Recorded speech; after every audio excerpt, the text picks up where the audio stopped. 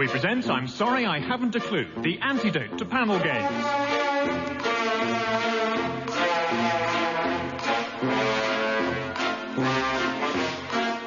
At the piano is Colin Sell and your chairman is Humphrey Lyttelton.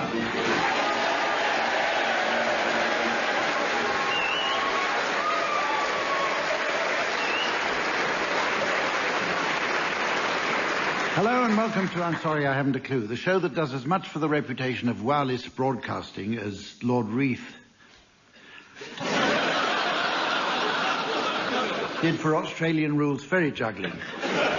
Today we're the guests of the Theatre Royal in Bury St Edmunds. Before I introduce the teams, I should warn you that you may detect a slight hint of bad feeling from them. This is due to a simple misunderstanding over the invitation to Bury St Edmunds. Unfortunately, they mistook it for an invitation to bury Noel Edmonds, so you can imagine the disappointment. Anyway, here they are. On my right, Willie Rushton and Tim Brooke-Taylor.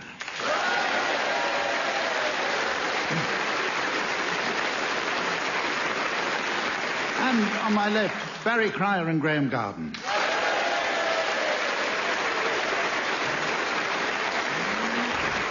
And finally, a warm hand, please, for the lady who makes sure the teams don't fiddle with their points, the very delightful Samantha.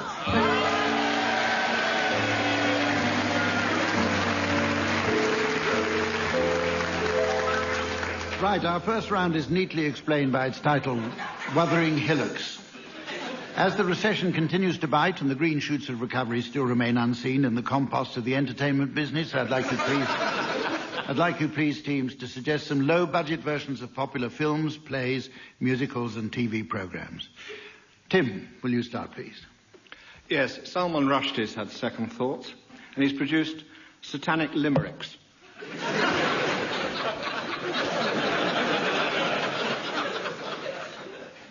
Do you want me another one from me? No, we'll go on. Not a bad judge. Let's have one from Barry. 1 inch in the grave. Willie. 5 guys called Half a Mo. Graeme. Yes, Starlight Express becomes Network Southeast. Lady Chatterley's pen pal. Have I got newts for you? Accidental death of a Liberal Democrat. To save money, the Open University are taking over, making some of the popular TV programmes, such as Crime and Punishment Watch UK, Richard Madeley and Judy Finnegan's Wake, and, of course, Challenge Anna Karenina. There is Andrew Lloyd Webber's cheapo touring service. Kittens. Jesus Christ Super Bingo. Joseph in his amazing brown trousers. The Nervous Performer. Raging Bullock. Quick while you're behind, Tim. And you are. Fun side.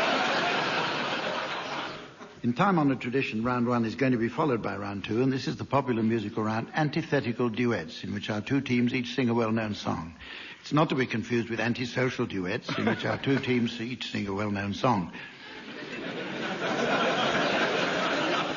Here's how you play, teams. Each of you has a song. Well, that's a start, anyway. The first team should sing their song until they hear this, at which point the second team should start singing their song. And when the second team hear this, the first team should take up their song from the precise point they left off, and so on. When you hear this, there's someone at the front door. It's basically a game of ungainly musical interruptions. Which reminds me, Colin Sell will be accompanying you on the piano. Tim and Willie, your song is Sailing, and Barry and Graeme, your song is All the Nice Girls Love a Sailor. Tim and Willie, will you start, please? I am sailing, I am sailing, home again.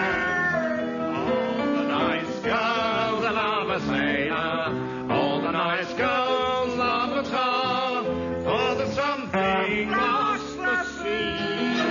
I am sailing, so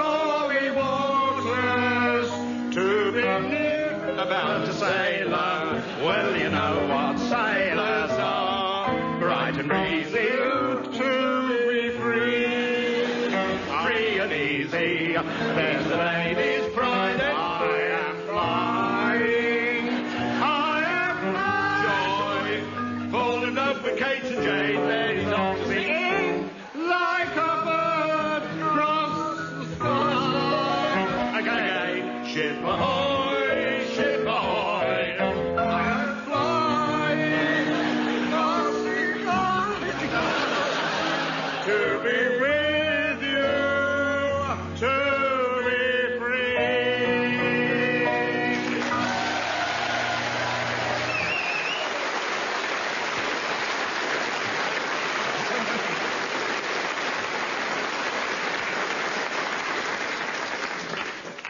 Well, the audience didn't think much of that. Our next round is called Close Quotes. I shall provide you each teams with a well-known proverb, which I'd like you to complete. Points will be deducted for correct answers. We're going to start with you, Barry. Many hands make... A lot of fingers.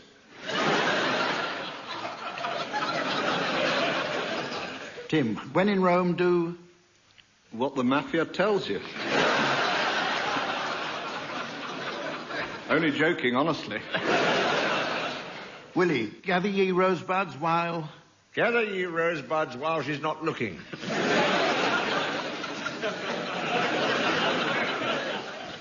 Graeme, a fool and his money... Are welcome at Lloyd's.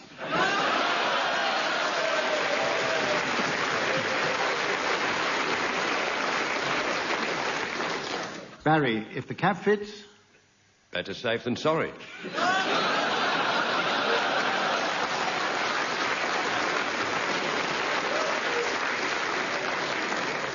And finally, Tim, do you like another one? Yes, please. A little learning is a... New educational policy.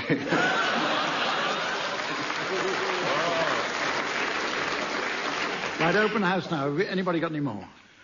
Blessed are the meek, for they can be kicked about. Ask no questions and you'll be told, well, nothing really. Kill not the goose that lays the golden girls.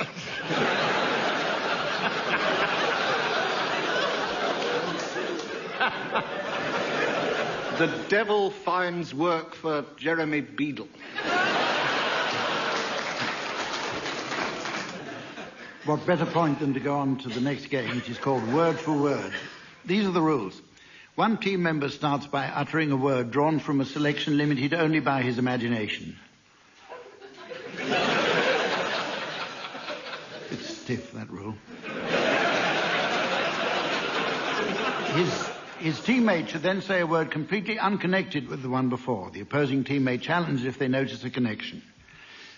We've got a new high-tech buzzer affair here, so your challenges might go unheard, I don't know. Won't make any difference to the score, which has already been completed by Samantha on my left. Barry, will you start, please? Theodolite. Nose. Cummerbund. Friend. Oh. Challenge there from Willie. Me, the friend who has a cummerbund. And vice versa. It's known as the fat I man's am friend. the cummerbund's friend. Yeah. There's a song, isn't there? I am the cummerbund's friend. I am the friend of the passing cummerbund. Yes, you convinced me. I'll allow that. Okay. There's a secret society in South Africa, the Kummerbund. Tim and Willie, carry on. Scrumpy. Trouser. Challenge there from somebody, but the light hasn't gone on. I should say it's Barry, because he's looking eager. I think Graeme pressed before I did. I did indeed, Oh, that's you fused the damn... Graeme, challenge from Graeme. Oh. Well, the second line of the song, I am the friend of the passing cummerbund, keeps my scrumpy trousers up. Yep. Yeah, clever challenge. That's what I thought. Not allowed, but clever. Right. Okay, carry on. Bifocals. Bassoon. Timetable. I'm pressing my buzzer and nothing's happening.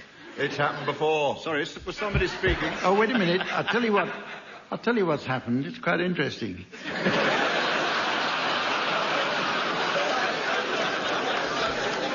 It says batteries not included.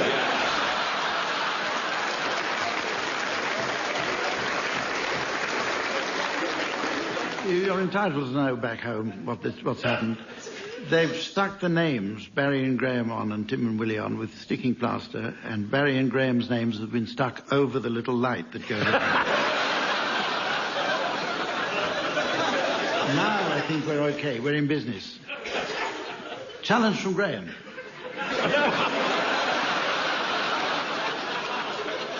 Try again, Barry. Challenge from Barry.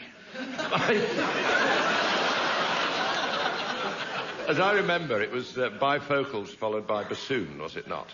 It's a well-known fact. You can't play the bassoon without bifocals.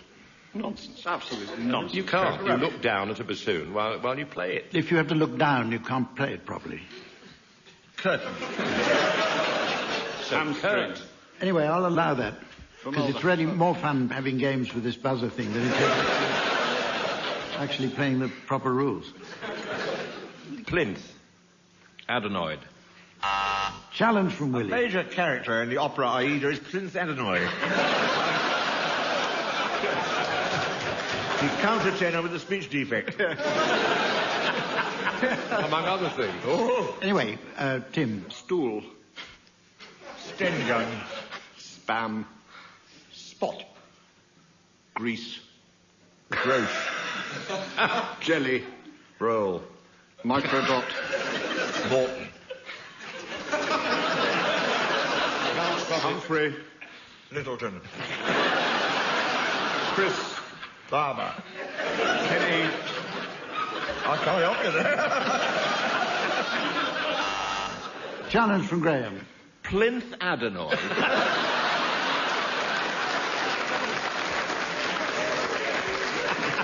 He used to play with Kenny Ball.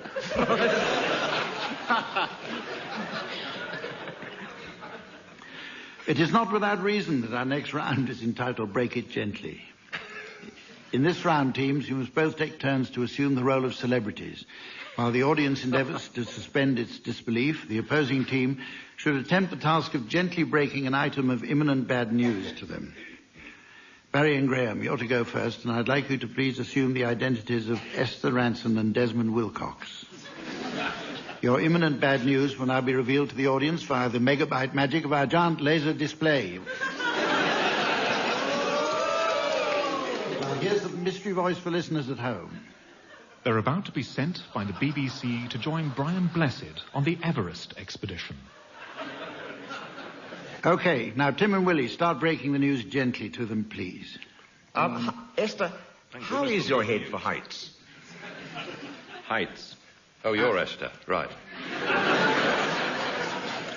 I wonder whether they could tell. Desmond, After all these years. Yes. Have you got a passport that you can use at the moment? I have a passport I can use at the moment. I suppose this... And an equity card? This new... and an equity card. This job entails going abroad, leaving these shores, this new booking. Oh, Desmond's smarter than I thought. And acting in a high place. In a high place. Crampons mean anything to you? Oh, crampons. Nothing to do with Brian Blessed on Everest, is it?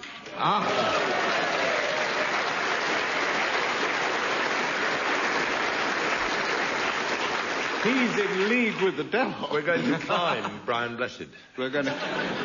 You were about to be sent by the BBC to join Brian Blessed on the Everest expedition. Okay, now, your turn, Tim and Willie. You'll be assuming the roles of the Chippendales, and your news is now being broadcast on the laser display, while here again is the mystery voice. There's going to be a hosepipe ban. There's going to be a hosepipe ban. It's got to be dirty to get that sort of laugh in Bury. I can't sing that high.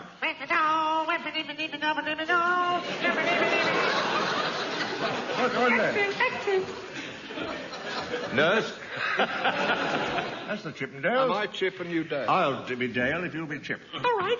That's okay by me, Dale. Are you all right? Yep. Okay. So chopping our tree down, then. It's the chipmunks, you fool. Oh, chipmunks. Yeah, but they're called Chip and Dale. Yes, because you'll be Chip and I'll be Monk. Yeah. But they're called Chip and Dale. All right. Yeah. Okay, Graeme and Barry, start breaking your news now, please. Don't quite know how to tell you this, but The show's all right. You don't have to cancel the show. The show's fine. Everything you're doing is fine, but... Everything you're doing is fine. This may lessen the appeal somewhat, but sure you'll get over that. Certain members of the cast. Indeed.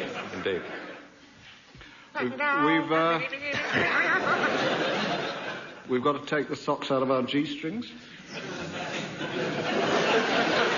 There's been no mention of socks. No mention of socks. No. Anything to do with my finely shaped pectorals? I'll just throw that in. If it is, you've got a terrible sense of direction.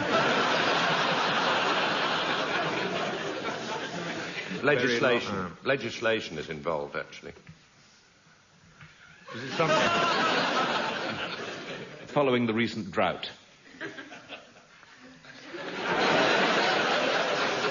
It's becoming disgusting in my mind. They're no longer leathery thongs, but to be some approved, EC-approved material. A thong for Europe, you mean? Could it be something to do with the cold weather? No. That's always my excuse. Barry... Following a drought, that was a good clue. Well, it was the inspiration for the Michelin What Man, legislation follows in drought-like times? Well, that's like the socks. We could have a roundabout hosepipe ban. Oh.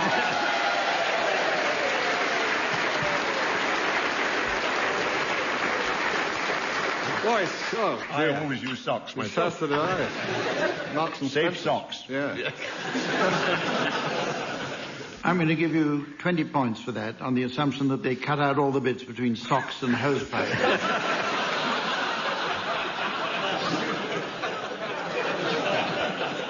Now it's time for a round of children's classics. It's come to my notice that with the continuing decline in educational standards, it's becoming increasingly difficult to interest today's children in our great literary heritage.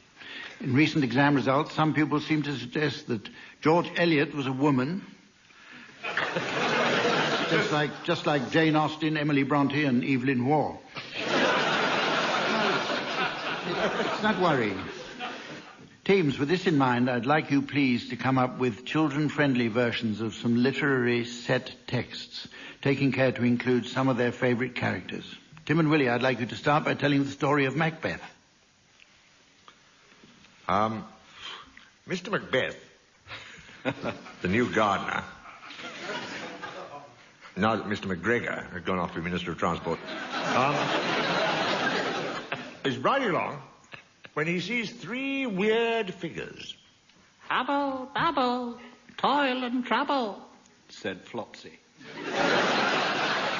Hail, Thane of Corder, Said Mopsy. fancy an eye of newt, Said Cottontail. So, Mr. Macbeth, the gardener, murdered King Duncan with the help of Mrs. Macbeth. And they buried him at the bottom of the cabbage patch. And Mrs. Macbeth said, "Is this a carrot that I see before me?" Meanwhile, Peter Rabbit said to his mother, "The English army are pulling up all the lettuces and putting them on their heads." His mother replied, "They're disguising themselves as Boreham Wood." Go and wash your ears. "What are we going to have for dinner in the absence of lettuce, Mama?" Bits of King Duncan, said Mother, which I have dug up. I'm sick of being a bleeding vegetarian. Exit stage left. The face at the window was played by John Junkin.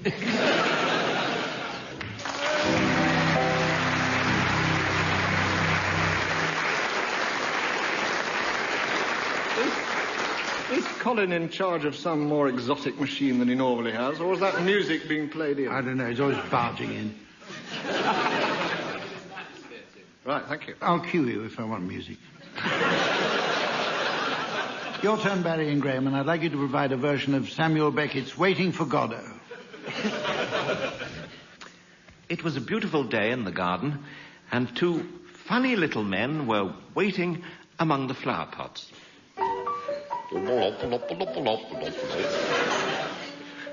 Said Vladimir.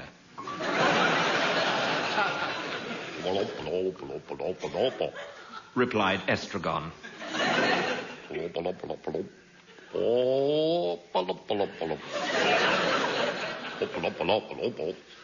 Bloppily, blop, blop, blop, blop. Oh, blop, blop, blop, blop, blop. Oh, blop, blop.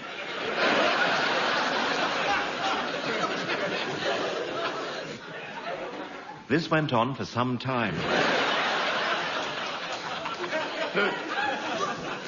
Weed! Good idea, said Vladimir. So they had another smoke.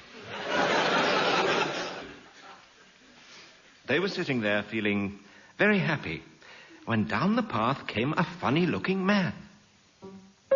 Hello, I'm Mr. Godo. And behind him came another funny little man. Hello, I'm Mr. Godo. And would you believe it, children, behind him came yet another funny little man. Hello, I'm Mr. Godo. Blop, blop. Typical, said Vladimir.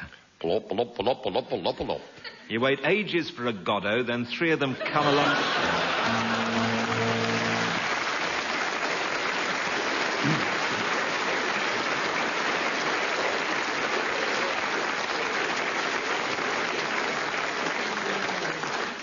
Very good. Our next round is entitled Just a Minute, which of course takes its name from that popular show hosted by Nicholas Parsons, Sale of the Century. In it, one team member should attempt to sing a song of my choosing without repetition, hesitation, deviation, or repetition.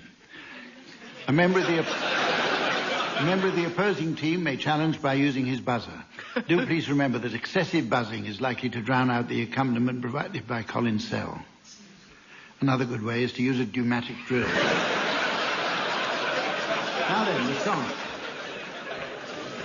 The song is Maria from West Side Story. Graeme, will you start, please?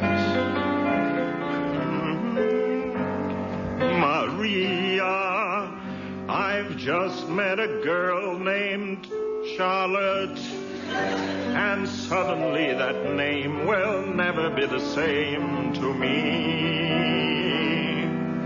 Joanna, I've just kissed a young woman by the moniker of...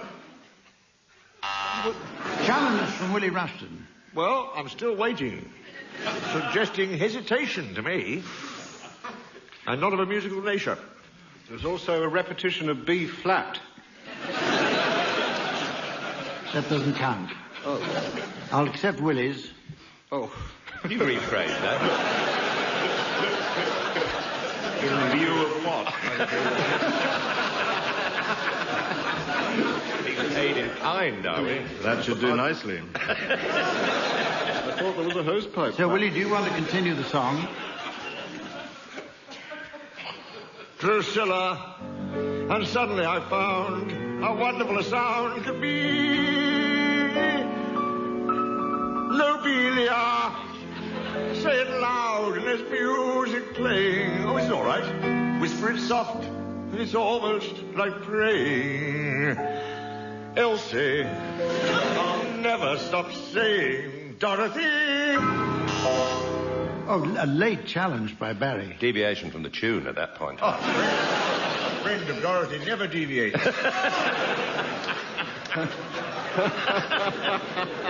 Actually, as we come to the end of the song, there's not much point in me giving you that challenge, Barry, because you haven't got... Or do you want to go on with something else? Well, back to your place if you... We should better do the show Let's do first, another huh? song. Can we have a bit more energetic buzzing? Because otherwise we only get 2 buzzies per song, and that's not giving the listeners value for money. Challenge from Tim. Well, that's just one in the bank for me. I'll remember that. Okay. Here, right, you're going to start this one, Tim. Oh, thanks, Hump. Right. Where have all the flowers gone?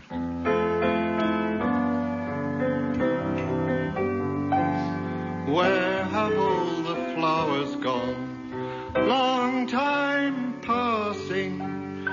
Has anybody seen the plants? A great deal of ages in the past. Somebody please give me vegetation. Whereabouts? The girls have picked and everyone. When will they ever learn? At what time is it that they will understand? Challenge from Barry. Repetition of will. Yeah, I heard it distinctly. Start on me again. Also, 20 minutes ago, he deviated slightly. Carry on, Barry. So this is the subtext. Where have all the young girls gone? Long time passing. Yeah. Challenge from Tim. We had your long time passing in the first verse. But I didn't sing that. You didn't sing the first bit.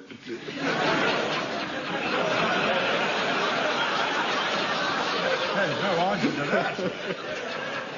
I don't even think I know what I mean. A ruling, Hump, a ruling. Anybody not had a go? The lady in the third Graeme, row. carry on. Carry on, Graeme. Where have all the young girls gone? Long time ago. Well, What's happened to the birds then? They've taken husbands, everyone. When will they ever learn? What time does school start again?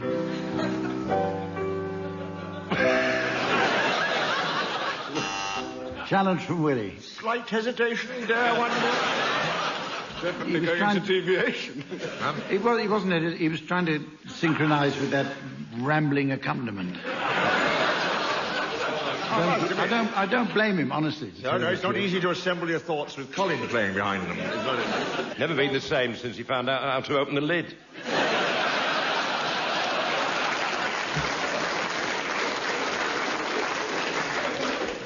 Well, it says here that's almost all we've got time for. Though that's just long enough, I think, for a quick round of Motor Mechanics Film Club. So, teams, while Samantha nips out to warm up her little Morris, I'd like you please to come up with some titles of films likely to be popular with the motor trade. Tim, you're going to start this one. The Hatchback of Notre Dame. Die Larder. Paint your Volkswagen. Robin Reliant, Prince of Thieves.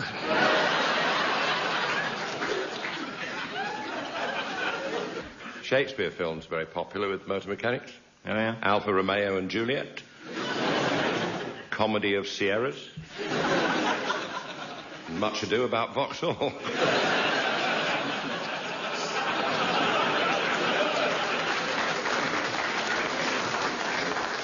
Starring Richard Gere. Fiddler on the Roof Rack. Lady Chatterley's Rover. One of our airbags is Nissan.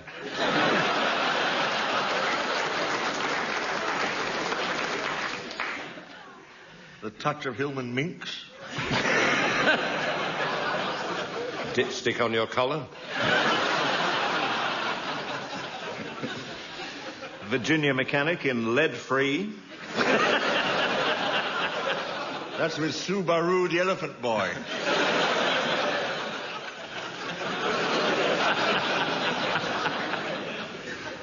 Dynamic lady whose car always starts first time and never leaves a push. It's Cortina Turner in What's Shove Got to Do with It?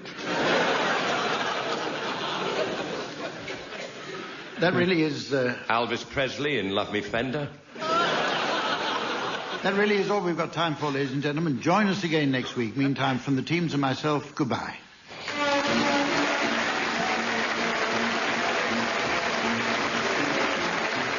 Brooke-Taylor, Barry Cryer, Graeme Garden and Willie Rushton will be given Silly Things to Do by Humphrey Lyttelton, with Colin Sell setting some of them to music. The programme was produced by John Naismith.